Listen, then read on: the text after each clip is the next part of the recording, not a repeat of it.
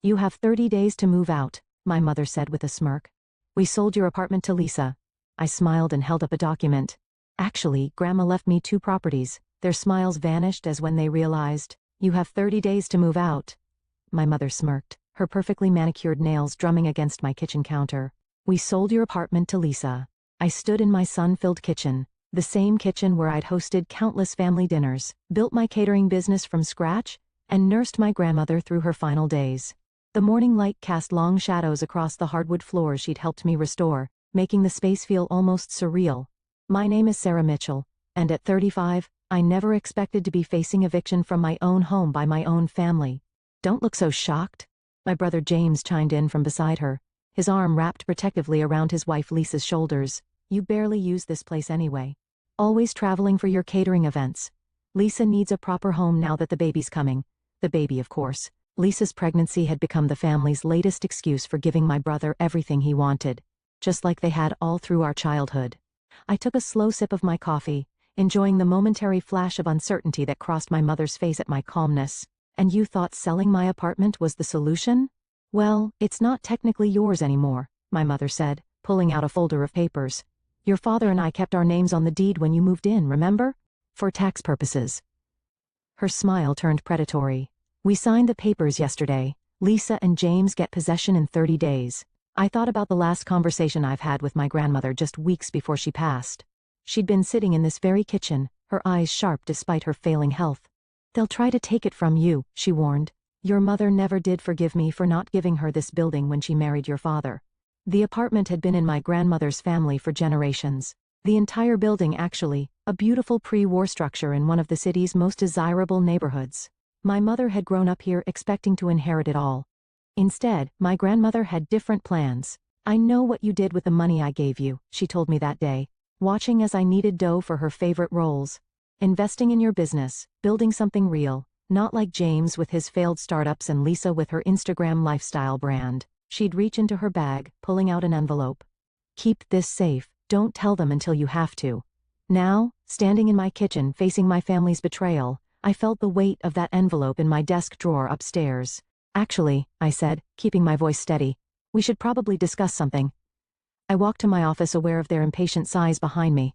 My mother had never approved of me turning the second bedroom into a workspace. A proper lady needs a proper guest room, she'd sniffed. I returned with my own folder, worn at the edges, but meticulously maintained. Before we talk about me moving out, you might want to see this. What is that? Lisa asked. Speaking for the first time, she looked uncomfortable. One hand resting on her barely visible bump. The real deed, I said simply, laying it on the counter and the proof of ownership for the building next door. My mother's face went pale as she read the documents. 2 properties, both transferred to my name 3 years ago, signed and notarized with my grandmother's distinct signature. The apartment had never belonged to my parents. My grandmother had kept their names on the rental agreement to keep the peace, but the property had passed directly to me. This can't be legal. My mother sputtered, her composed facade cracking. Oh, it's legal, I assured her. Mr. Patterson handled everything himself. The mention of my grandmother's longtime lawyer made her flinch. You might want to check the validity of your sale to Lisa and James. It's hard to sell something you don't own. James grabbed the papers, his face turning an interesting shade of red. You knew about this the whole time. You let us go through with the sale. I found out about your plans weeks ago, I admitted. Grandmother always said it's better to let people show their true colors. The silence in my kitchen was deafening. Lisa had sunk into one of my bar stools looking ill. My mother was still staring at the deed like she could change it through sheer force of will. You should have told us, she finally said, her voice tight with anger. Like, you should have told me you were selling my home. I countered. The home I've lived in for 10 years, the home where I took care of grandmother when none of you would. The memories came flooding back, the late nights balancing my fledgling catering business with grandmother's care, James too busy with his latest venture to help, my parents conveniently traveling during the hardest months. I put my life on hold while they carried on as usual, secure in their assumption that the building would eventually be theirs to control. What are we supposed to do now? Lisa asked quietly.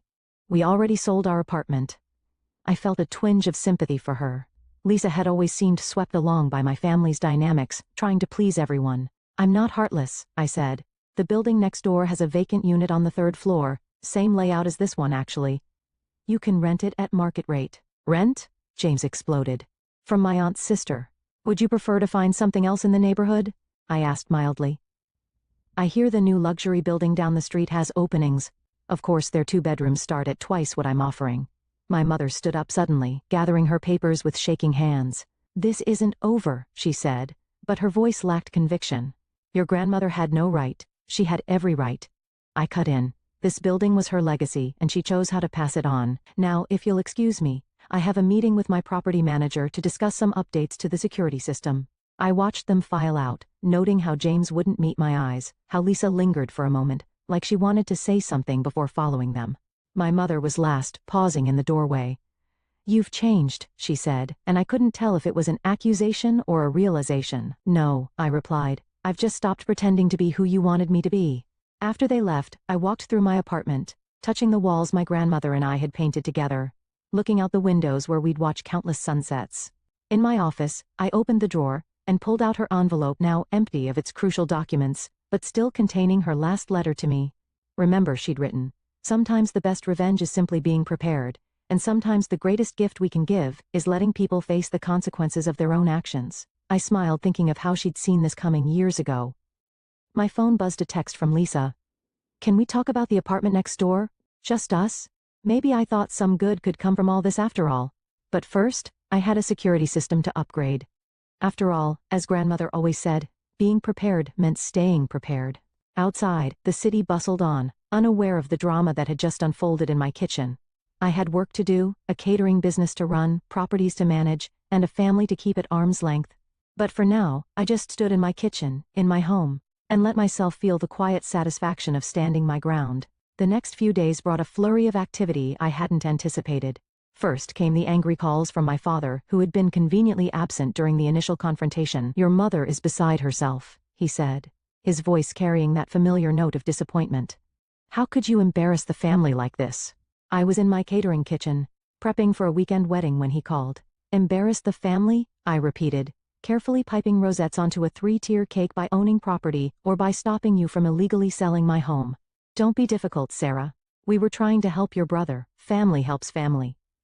Funny, I said, stepping back to examine my work. I don't remember any of you helping me when I was sleeping on a cot in grandmother's room during her last months, or when I was building my business from scratch. The silence on his end spoke volumes.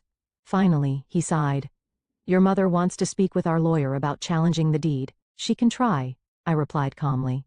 Mr. Patterson has all the documentation, including videos of grandmother signing the papers and explaining her decisions. But, hey, if you want to waste money on legal fees instead of just accepting reality, that's your choice. After he hung up, I received an unexpected visitor. Lisa stood awkwardly in my kitchen doorway, looking smaller somehow without James or my mother flanking her. Can we talk? She asked, one hand resting on her slight baby bump. I brought peace offerings. She held up a bag from my favorite bakery. I gestured to a stool by the prep counter. Those better be their lemon tarts. She managed a small smile, pulling out the familiar white box and chocolate croissants. I remember you stress eating these during wedding season last year. We sat in Sihun's for a moment, the sweet smell of butter and sugar mixing with the vanilla cake I had been working on. Finally, Lisa spoke. I didn't know, she said quietly, about any of it. James told me your parents were giving us the apartment as a baby gift. I never thought. She trailed off, looking lost. You never thought they were trying to steal it from me? I finished for her. She flinched, but nodded. James said they'd discussed it with you, that you were fine with moving to a smaller place since your business takes up so much of your time anyway. She picked at a croissant, not meeting my eyes. I should have asked you directly. I thought about Liza, who had entered our family 4 years ago with stars in her eyes, so eager to please everyone. I had watched as my mother and James slowly molded her into their ideal, pushing her to quit her teaching job because a proper wife doesn't need to work, encouraging her expensive taste because appearances matter in this family. The apartment next door, I said, surprising myself. The offer still stands. 3rd floor, same layout. The previous tenants just moved out, and I was planning to renovate before listing it. Lisa looked up, hope flickering across her face. Really? Even after? On one condition, I said firmly. This stays between us. No family manipulation, no running to my mother with every detail. If you and James want to rent it, it's a business arrangement. I'll give you a fair price, but I expect everything to be professional. James won't like that, she admitted. He thinks family shouldn't have to pay family. And how's that working out for him? I asked, thinking of his string of failed businesses, each one funded by my parents' seemingly endless patience. Maybe it's time for something different. Lisa was quiet for a long time, absently rubbing her belly. Can I see it? The apartment? I grabbed my keys. No time like the present. The building next door was a mirror image of mine, built by the same architect in the 1920s. The third-floor apartment needed work, scuffed hardwood floors, an outdated kitchen, but the bones were good. Large windows filled the space with natural light, and the layout was perfect for a growing family. It's beautiful, Lisa breathed, running her hand along the original crown molding. Even like this, it's beautiful. It needs updating, I acknowledged, but I was planning a full renovation anyway. If you're interested, you could have input on the finishes, make it your own. She turned to me, tears in her eyes. Why are you being so nice to me after what we tried to do? Because you're the only one who's apologized, I said simply. And because I think you might be ready to stop letting them make your decisions for you. Just then, both our phones buzzed. The family group chat I had muted days ago. My mother had sent a long message about an emergency family meeting this weekend. Your father and I have made some decisions about the future of both properties, she wrote. Attendance is mandatory. Lisa looked at me, panic flashing across her face. What are they planning? I deleted the message without reading further. Nothing that matters. They don't own these buildings, remember? They can plan all they want. James will expect me to go, she said quietly. They'll all expect us to present a united front against you. And what do you want? She looked around the apartment again, taking in the potential of the space. I want to make my own decisions, she said finally. I want my baby to grow up in a home that's ours, really ours. Even if we're renting it, not something taken from someone else. I pulled out my phone and drafted a quick email to my contractor. I can have renovation plans drawn up by next week. Standard lease, fair market rent, first month free while the work is being done. But Lisa, I waited until she met my eyes. This has to be your decision. Not James's, not my mother's, yours. She squared her shoulders, looking more confident than I had seen her in years. I'd like to see those plans when they're ready. As we walked back downstairs, I received another text. This one from my father. Your mother is looking into legal options. Don't force us to take this further. I showed it to Lisa, who shook her head. They really don't know when to stop, do they? No, I agreed, but they're about to learn. Looking at Lisa's determined expression, I realized something was shifting. The family dynamics that had once seemed set in stone were beginning to crack, revealing new possibilities underneath. Maybe this wasn't just about protecting my property anymore. Maybe it was about breaking patterns that should have been broken long ago. Want to help me finish decorating that wedding cake? I asked Lisa. I seem to remember you being pretty good at flower arranging before my mother decided it wasn't sophisticated enough for you. Her smile was genuine this time. I'd like that. And Sarah, thank you. Not just for the apartment, but for showing me there's another way to handle things. As we walked back to my kitchen, I thought about my grandmother's words again. Sometimes the best revenge isn't about getting even. It's about showing others how to break free too. The family meeting was set for Sunday afternoon at my parents' sprawling suburban home. I hadn't planned to attend until Lisa called me in tears the night before. They're planning something, she whispered. James keeps having private calls with your father's lawyer. They're talking about challenging the inheritance, claiming grandmother wasn't competent when she signed everything over to you. I sat in my office looking at the framed photo of grandmother and me at my catering company's opening. Let them try, I said calmly. Mr. Patterson has video recordings of every meeting, every signature. Grandmother knew exactly what she was doing. There's more, Lisa continued. They want to use my pregnancy playing. We have more right to the properties because we're starting a family. James doesn't know I'm telling you this. I thought about Lisa standing up to my family for the first time, choosing truth over loyalty. Thank you for warning me. Will you be there tomorrow? Yes, she said firmly, and I'm done playing their games. Someday arrived with perfect autumn weather, the kind of day grandmother would have loved. I pulled up to my parents' house exactly on time, noting the collection of cars already there. The whole family had gathered for the show. Inside, the tension was thick enough to cut. My mother sat in her favorite armchair like a queen holding court, my father standing behind her. James paced by the window while various aunts and uncles filled the remaining seats. Lisa sat slightly apart, meeting my eyes as I entered. Sarah, my mother said coldly. So glad you decided to join us. Wouldn't miss it. I replied, remaining standing. Though I'm curious why we're here since the property situation is already settled. My father stepped forward, holding a familiar-looking folder. We've been reviewing the circumstances of your grandmother's decisions. Our lawyer has concerns about her state of mind in those final months. Really? I kept my voice level. The months when I was caring for her while all of you were too busy. You manipulated her, James snapped. turned her against us while she was vulnerable. Before I could respond, Lisa stood up. No. She didn't. I was there sometimes, remember, when none of you visited? Grandmother was sharp as ever. She knew exactly what she was doing. The room went silent. James stared at his wife in shock. Lisa, sit down. This doesn't concern you, doesn't it? She moved to stand beside me. You're trying to steal a home using our baby as an excuse. I won't be part of it. My mother's face darkened. Lisa dear, you're upset. Pregnancy hormones, don't. Lisa cut her off. Don't try to dismiss me. Sarah offered us a beautiful apartment, a fair rent, a chance to make our own home. But that's not enough for you, is it? You have to have everything, control everything. I pulled out my phone, queuing up a video. Before this goes any further, you should watch something. I connected to the TV and suddenly, grandmother's face filled the screen. I'm recording this, she said in the video, because I know my daughter. She never forgave me for not giving her control of the buildings when she married. But property isn't just about ownership, it's about stewardship. Sarah understands that. She's built something real, helped others build their dreams too. The properties are hers fully and legally. Any attempt to challenge this will only reveal your own greed. The video continued showing grandmother clearly stating her wishes, signing documents, Mr. Patterson verifying everything. When it ended, the silence was deafening. There's more, I said quietly. Years of documentation. Would you like to see the medical evaluations confirming her competency? The witness statements. How far do you want to take this? My father dropped his folder. My mother's face had gone pale, but it was James who surprised me. You knew, he said to Lisa. You knew about the apartment next door. You've been talking to her. Lisa straightened her spine. Yes. Because she's the only one who's been honest. The only one who offered us a real chance, not schemes and manipulation. The renovation plans are drawn up, I added. If you're still interested. But this ends now.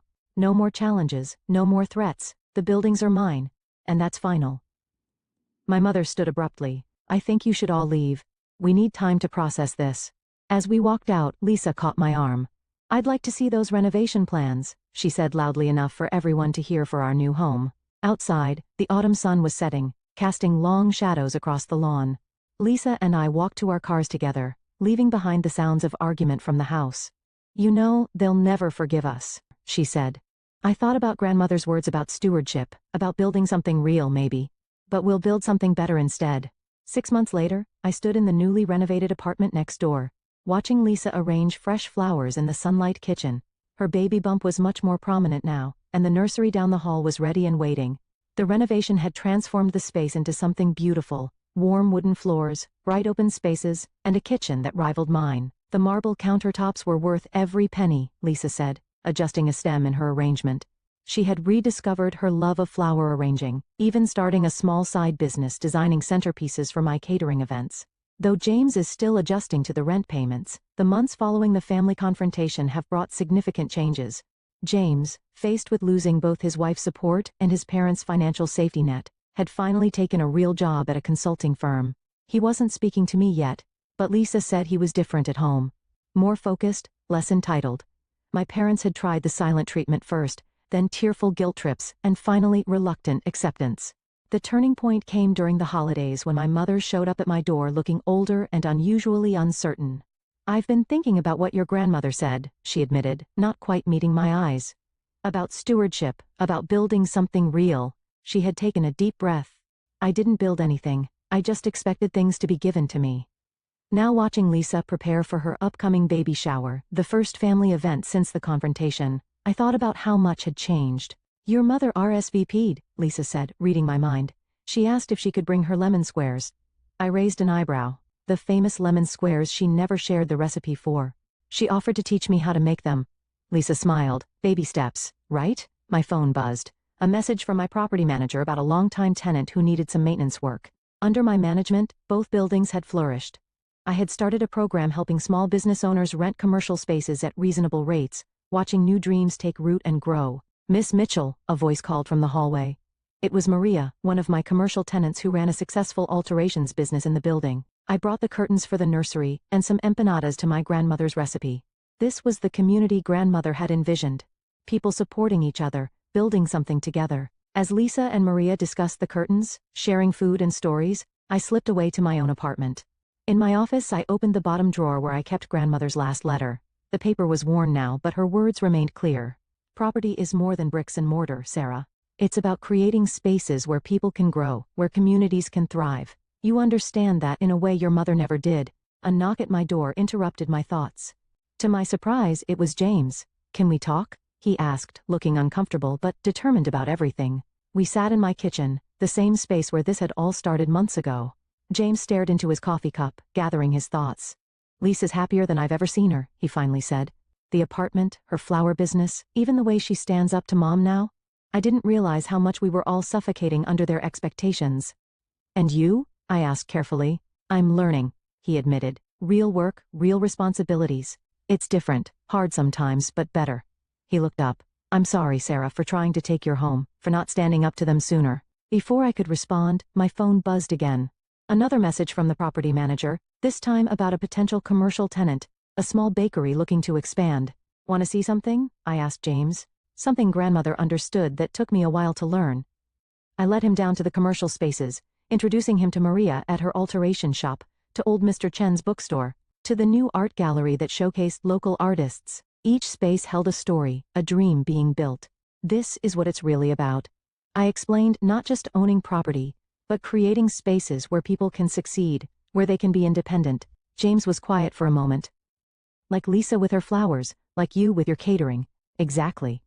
I turned to face him. The apartment was never just about having somewhere to live. It was about having the freedom to build something of my home. Later that evening, as I helped Lisa finish the baby shower preparations, I thought about family, not just the one we're born into, but the one we build around us. Maria had brought more empanadas. Mr. Chen contributed specialty for the party, and even my mother had called to ask if she could come early to help set up. I invited grandmother's old friends, Lisa told me, arranging name cards on the gift table. "They keep asking about you, you know. They're proud of how you've handled everything." The next morning, I stood in my kitchen again, but this time it felt different.